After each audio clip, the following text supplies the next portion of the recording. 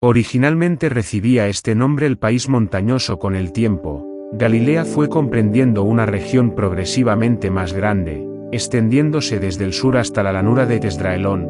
Marcos 5:55, Marcos 10:30, Marcos 12:47-49.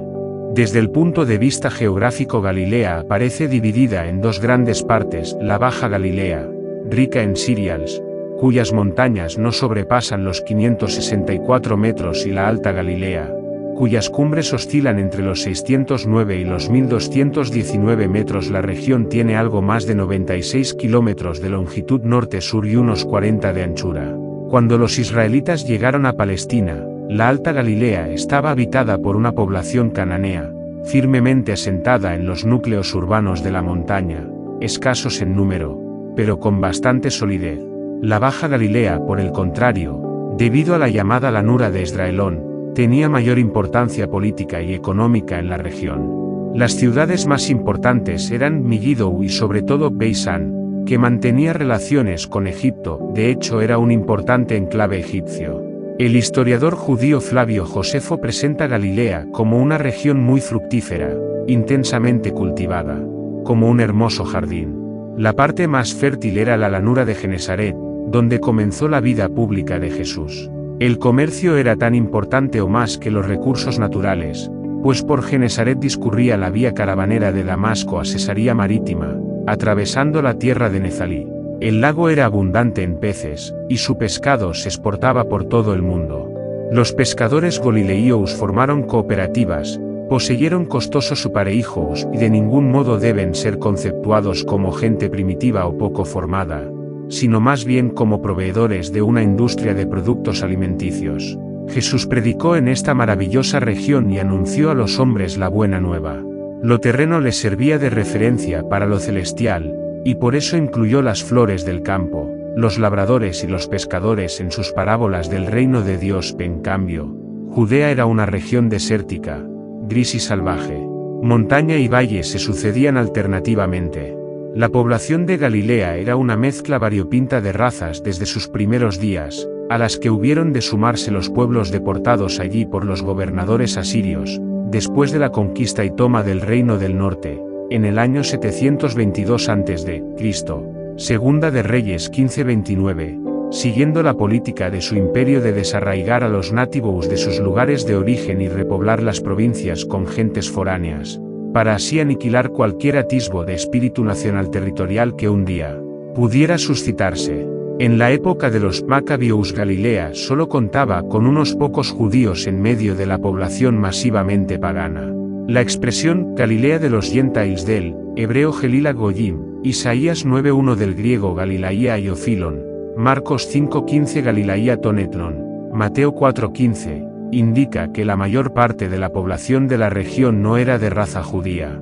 El geógrafo Estrabón dice que por entonces Galilea estaba poblada principalmente por sirios, fenicios y árabes, y por griegos, añade Josefo, Vida 12.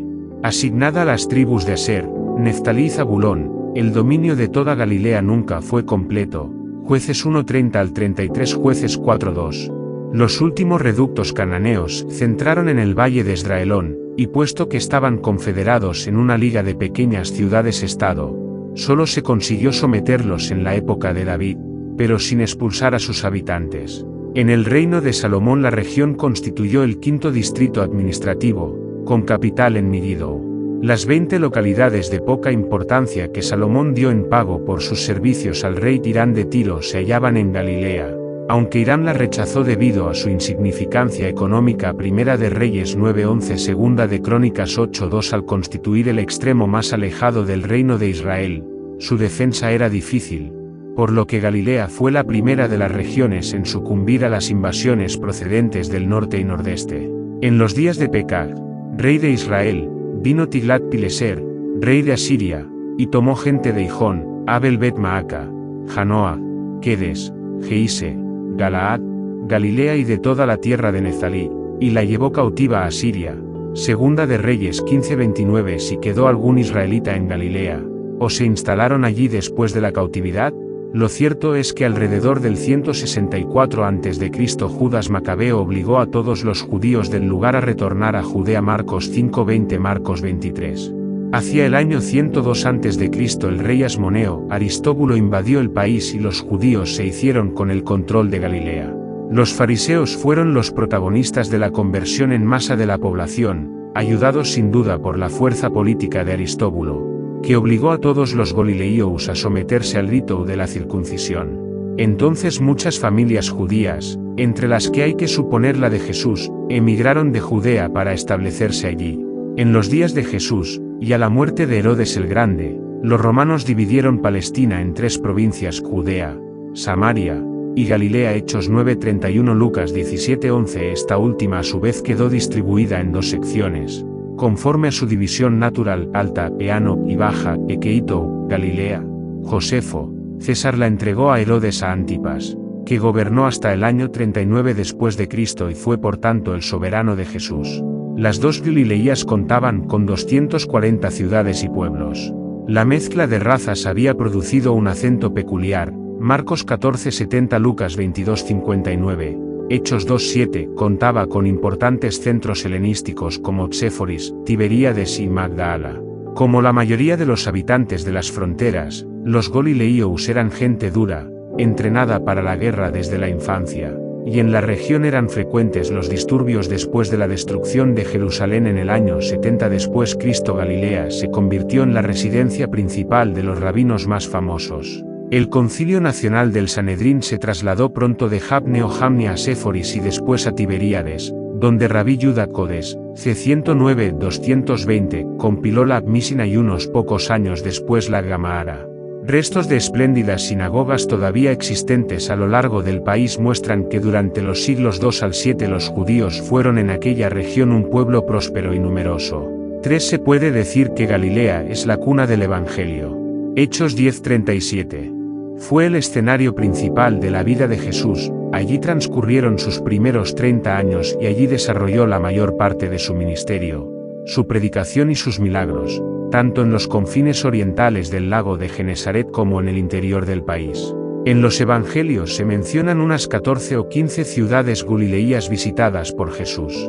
Galileos eran casi todos sus discípulos, y galileas las fieles mujeres que le atendían. Estaban allí muchas mujeres mirando desde lejos. Ellas habían seguido a Jesús desde Galilea, sirviéndole. Mateo 27:55, Marcos 15:41, Lucas 23:49 al 55. Por el contrario, Judea representa la tierra del rechazo, pues los judíos de Jerusalén creían que de Galilea no salían profetas. San Juan 7:41 al 52, cuando Jesús va a Jerusalén, lo hace para morir, y una vez resucitado, fija la cita con los suyos en Galilea, que es donde todo ha empezado. Para poder presentar la actividad mesiánica de Jesús en Galilea en línea de cumplimiento de la predicción profética, Mateo fundió en uno los textos griego y hebreo de Isaías 8:22 y Isaías 9:1 al 2. Para formar la siguiente cita bíblica: tierra de Zabulón y tierra de Neftalí, camino del mar, al otro lado del Jordán, Galilea de los Gentiles. El pueblo que moraba en tinieblas vio una gran luz. A los que moraban en región y sombra de muerte, la luz les amaneció. Mateo 4:15 al 16. Con ello el evangelista salía al paso de la objeción judía sobre el origen galileo de Jesús. El Señor elige la despreciada y semipagana Galilea en lugar de Jerusalén para cumplir lo anunciado por el profeta Isaías en el verso 9:1 de su libro. Marcos, seguido de Mateo, presenta Galilea como el lugar de encuentro del Jesús resucitado con los suyos. Decid a sus discípulos, y a Pedro, que él va delante de vosotros a Galilea. Allí le veréis, como os dijo. Marcos 16:7, Mateo 28:7 al 10. Mateo añade el detalle de un monte de Galilea, donde Jesús les había mandado. Mateo 28:16. Estaba pensando en el monte de las bienaventuranzas. Mateo 5:1, Mateo 15:29. La dificultad, desde un punto de vista histórico, es que el resto del Nuevo Testamento no refiere ningún encuentro del Jesús resucitado con sus discípulos en Galilea. Solo habla de Jerusalén, incluso el mismo Marcos. Esta circunstancia llevó a que algunos estudiosos entendieran por la Galilea de estos pasajes, no la terrestre, sino la simbólica, según el contraste establecido en los primeros evangelios entre Jerusalén y Galilea.